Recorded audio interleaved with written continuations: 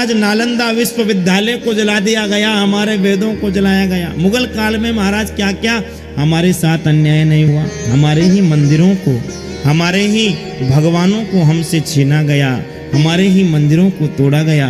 अब आज महाराज पुनः आप सब देख रहे हैं, अयोध्या में 500 वर्ष लग गए राम जी को लाने के लिए। महाराज 500 वर्ष बाद हमें हमारे राम जी मिले हैं, और धीरे धीरे अब महाराज भी मुद्दा चल रहा है। अजमेर दरगाह पर भी महाराज जांच हो रही है, वहां भी हमारे धर्म के चिन्ह मिले हैं, और वहां भी जांच हो रही। और अभी न्यूज में देख रहा था मैं कल, संबल गांव में भी, उत्तर प्रदेश में संबल में, संबल जगह का नाम है, वहां पर भी महाराज एक मस्जिद में हनुमान जी और शिव जी का मंदिर मिला है, मूर्ति मिली है।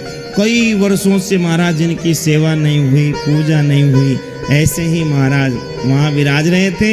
लेकिन अब इस समय पर महाराज हमारे जो केंद्र में जो सरकार है और उत्तर प्रदेश में जो योगी जी की सरकार है, उनके प्रयासों से और जो सनातन की जागृति हो रही है, ये समय महाराज बड़ा अद्भुत है। और ऐसा समय बहुत वर्षों बाद आया है। आप देखिए, हमारे इस समय राजनीति में भी धर्मात्मा पुण्यात्मा लोग हैं, और इस समय पर हमारे भारतवर्ष में एक से एक दिव्य दिव्य संत, दिव्य दिव्य विभूतियां भी है, वो भी सनातन के लिए कार्य कर रहे हैं। तो महाराज संबल गांव में हनुमान जी का विग्रह मिला, शिव जी का विग्रह मिला, बढ़िया महाराज उनकी कल बढ़िया साफ सफाई करके, हनुमान जी की चोला चढ़ा के, भोले बाबा का श्रृंगार करके कल ही बढ़िया दिव्य पूजा आराधना प्रारंभ की है। और खूब सनातनी वहां पहुंच रहे हैं लाइन लगा करके। तो आप देखना, धीरे धीरे धीरे धीरे हमारे कई मंदिर, हमारी कई धरोहर अब हमें पुनः मिलने वाली है। लेकिन मिलेगी कब? जब हम भी साथ देंगे। ऐसे महाराज केवल अकेले मोदी जी, अकेले योगी जी और केवल महाराज 10, 20, 50 जो संत हैं उनके करने से नहीं होगा। हमें भी उनका साथ देना पड़ेगा, हमें भी उनकी आवाज में आवाज मिलानी पड़ेगी।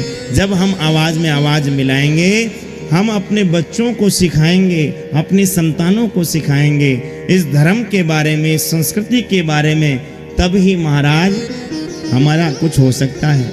नहीं तो आज आप बांग्लादेश की हालत देख लीजिए, वह हालत हिंदुस्तान में आने में समय लगेगा नहीं। इस पे हमको जागना पड़ेगा, जागृति लानी पड़ेगी। और धीरे धीरे जागृति आ रही है, धीरे धीरे लोग जाग रहे हैं अपने धर्म के प्रति, अपने सनातन संस्कृति के प्रति लोग जागरूक हो रहे हैं।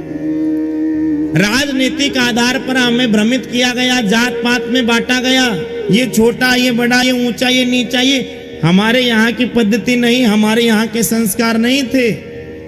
ये महाराज राजनीतिक लोगों ने हमारा बंटवारा किया।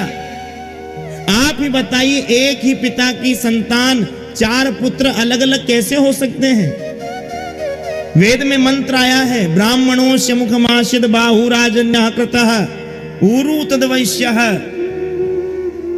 परिभ्यागु शूद्रो अजायतः। महाराज एक ही भगवान से 4 संतानें उत्पन्न हुई। एक का जन्म मुख से हुआ, एक का जन्म भुजाओं से हुआ, एक का जन्म पेट से हुआ, और एक का जन्म चरण से हुआ। अब आप ही बताइए कि भगवान के पूरे विग्रह में सबसे ज्यादा पूजनीय क्या है? भगवान के सबसे ज्यादा पूजनीय किसको माना जाता है? मुख को या चरण को? चरण को माना जाता है। लेकिन आप चरण से जो महाराज प्रकट हुए, चरण से जो लोग प्रकट हुए, उनसे घृणा करने लग गए लोग, उनसे महाराज द्वेष करने लग गए लोग। ऐसा नहीं करना चाहिए। यदि हम ही इस प्रकार से बट जाएंगे तो इसका फायदा दूसरे लोग उठाएंगे। इसका फायदा फिर महाराज धीरे धीरे आप देखिए, मैं एक पुस्तक पढ़ रहा था, उस पुस्तक में लिखा हुआ था कि कश्मीर में आज जितने भी मुसलमान हैं, जितने भी दूसरे धर्म के लोग हैं, और कश्मीर में ही नहीं, भारत में भी जितने भी दूसरे धर्म के लोग हैं, वो महाराज दूसरे धर्म के उनको बनाया गया था। वो थे हमारे ही धर्म के, वो थे सब हिंदू। लेकिन इन्हीं कारणों से लोग घृणा करते थे, ऊंच नीच, छोटी जाति, बड़ी जाति। इन्हीं कारणों से महाराज उनको उस समय पर जब मुगल काल आया तो बंदूक की नोक पर, तलवार की नोक पर डरा डरा कर, धमका धमका करके धर्म परिवर्तन किया गया।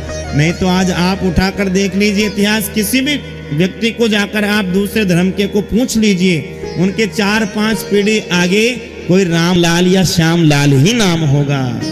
4 पीढ़ी 5 पीढ़ी आगे हमारे धर्म का ही नाम मिलेगा। तो भगवान के मुख से ब्राह्मण पैदा हुए, भगवान की भुजाओं से क्षत्रिय, और पेट से वैश्य, और चरण से शूद्र प्रकट हुए। इसलिए महाराज कोई हम में भेदभाव है नहीं। और अब समय आ गया है कि हमें एक होना पड़ेगा। हम जब एक होंगे तभी कुछ होगा। हम एक नहीं हुए, धीरे धीरे ऐसे बटे रहे, तो महाराज आज जो संकट बांग्लादेश पर आ रहा है, आज जो हम देख रहे हैं, वो फिर हमारे परिवार में आने में भी समय नहीं लगेगा। हम क्यों चुप हैं? क्योंकि अब तक हमारे साथ नहीं हुआ। जिस दिन हमारे साथ हो जाएगा, अभी हमें लग रहा है भाई बांग्लादेश में हो रहा है, हमारे साथ थोड़ी हो रहा है।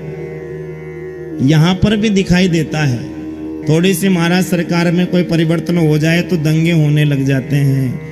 कोई शिव जी की कावड़ यात्रा ला रहा है, उस पर पत्थर फेंक दिए जाते हैं। कोई रैली निकल रही है राम जी की यात्रा, उसमें महाराज पथराव हो जाता है। तो आज जब हमारे भारत में ऐसी बातें दिखने को मिल रही है, तो इस प्रकार से यदि हम बढ़ते रहे, छटते रहे, तो हमारे परिवार में, हमारे घर में यह विपत्ति आने में समय नहीं लगेगा। इसलिए अब हमें इन चीजों से बचना पड़ेगा और एक होकर के अपनी संतानों को, अपनी संतति को संस्कृति संस्कार सिखाने पड़ेंगे।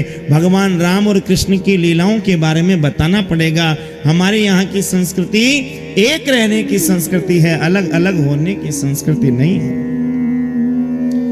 तो हम मनु की संतान होने के कारण ही मानव कहलाए। फिर ब्रह्मा जी ने महाराज 10 मानस पुत्रों को जन्म दिया।